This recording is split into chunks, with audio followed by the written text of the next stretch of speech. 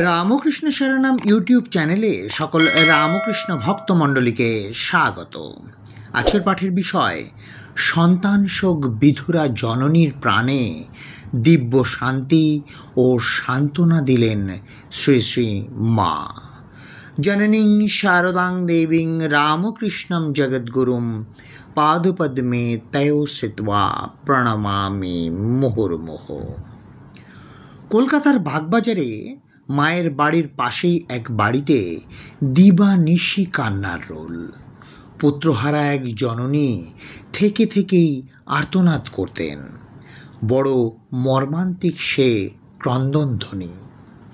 মায়ের বাড়ি থেকে তা বেশ শোনা যেত। শ্রী শ্রী মাও ওই করুণ ক্রন্দন শুনে চঞ্চল হয়ে পড়তেন। তাঁরও চোখে মুখে ব্যাকুল বিষণ্ণতা ফুটে উঠত। শোকবিহ্বলা ওই মহিলা একদিন সবার অজ্ঞাতে নিজের ঘর থেকে বেরিয়ে সটান মায়ের বাড়ির পিছনের দ্বার দিয়ে ঢুকে পড়ে উপরে যাবার সিঁড়িতে পা দিয়েছেন মাত্র।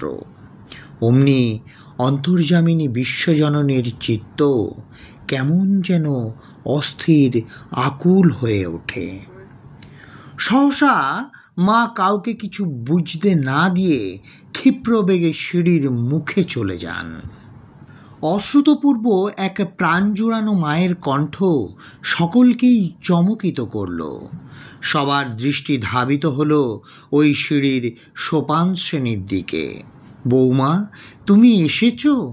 আমি যে তোমারই কথা ভাবছিলুম। স্নেহঢালা স্বরে এই কথা কয়টি বলেই মা কয়েক ধাপ নেমে ওই বধূমাতার নিকটে গিয়ে সিঁড়ির ধাপে বসে পড়লেন। পুত্রহারা জননীর বুকের আগুনকে যেন স্বীয় বক্ষেই আকর্ষণ করে নিতে উদ্যত তখন, যেন স্বীয় সন্তান বিয়োগে কাতরা তিনিও, পুত্রহারা তিনিও।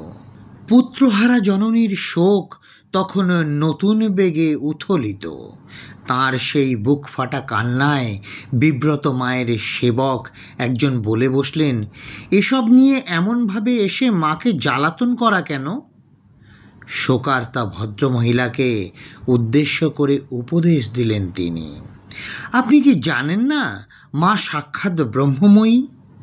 মার কাছে কেবল শ্রদ্ধা ভক্তি মেগে নিতে হয়, তুচ্ছ সংসারের সুখ দুঃখের কথা বলতে নেই তাঁকে। সেবকের এই উপদেশ মার কানে যাওয়া মাত্রই কঠোর ভৎসনা করলেন তাকে। না না, ওসব বলো না, ওকে কাঁদতে দাও। আমার কাছে কাঁদবেনি তো কাঁদবে কার কাছে গিয়ে? ও মা একমাত্র সন্তানকে হারিয়েছে, আহা কাঁদবে বই কি, কেঁদে কেঁদে বুকটাকে হালকা করুক। তুমি তো সংসার ছেড়ে ত্যাগী হয়েছ, তুমিই কি ঈশ্বরের কাছে শুদ্ধা ভক্তির জন্য কাঁদছো বাছা? এখন ও ছেলের জন্য কেঁদে কেঁদে শেষে সত্যি একদিন ভগবানের জন্য কাঁদবে। তিরস্কৃত সেবক সন্তানটি জড়সড় হয়ে দাঁড়িয়ে রইলেন। মা সেই বধূটিকে বালিকা কন্যার মতো মমতায় আপন অঙ্গে টেনে নিলেন এবং তাঁর সর্বাঙ্গে হাত বুলিয়ে দিতে লাগলেন। শান্তির শীতল ধারা মায়ের দুই চোখ বেয়ে বালিকা বধূটির মস্তকে ও দেহে বর্ষিত হতে লাগল। শোকের আগুন নির্বাপিত হল। সন্তান শোক বিধুরা জননীর প্রাণে দিব্য শান্তি ও সান্ত্বনা এলো। আজকের পাঠের তথ্যসূত্র প্রকৃতিং পরমাং, স্বামী অবজোজানন্দজি মহারাজ। জয় মা শারদা, জয় মা শারদা, জয় মা শারদা। জয় ঠাকুর রামকৃষ্ণ পরমহংসদেব, জয় স্বামী বিবেকানন্দ মহারাজ।